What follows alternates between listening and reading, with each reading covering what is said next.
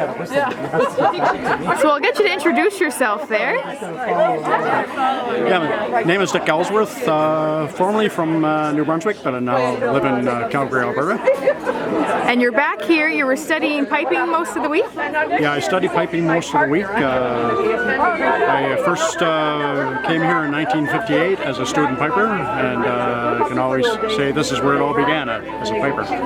Wow, so the last time you were here was 1962, would that be right? Yeah, 1962 was my last summer here. And so are you seeing lots of changes since then? Yeah, lots of changes. Of course, the facility here is great compared to what I was used to back in those times.